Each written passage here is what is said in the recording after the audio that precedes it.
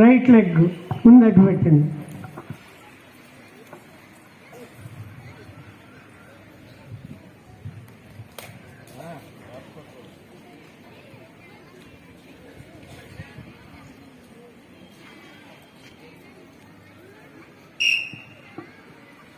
పర్వతాసనం.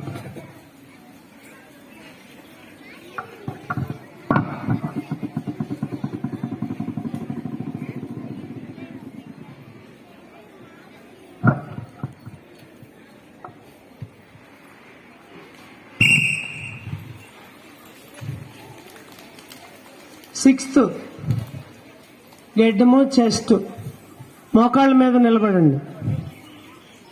Seat పైకి ఉండాలి. చేయాలి ఎంతను.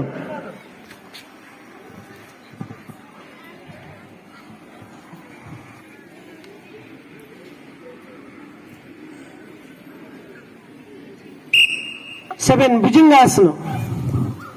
విప్పు కింద అనిసి చేతులు ఇలాగూ సపోర్ట్ తీసుకుని పర్ఫెక్ట్ గా చేయండి. ముందు కూర్చున్న పిల్లలు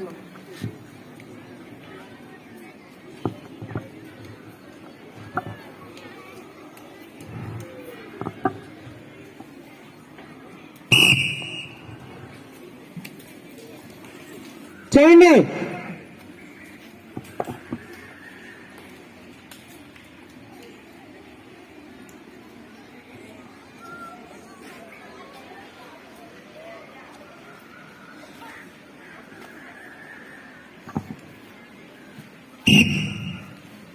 ఎయిట్, సీట్ పైకి ఉండాలి. చేయాలి త్వరగా.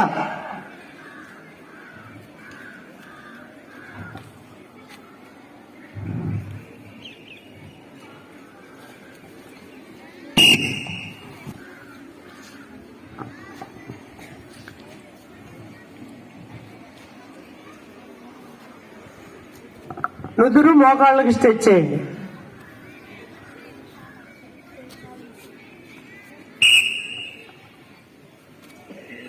సెవెన్,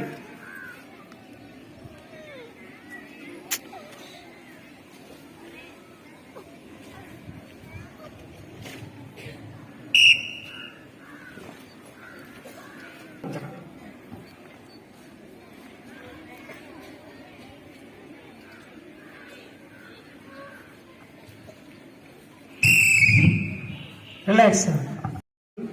ఇతర ఉపాధ్యాయునికి అందరికీ కూడా హృదయపూర్వక నమస్కారాలు. ఈ రోజున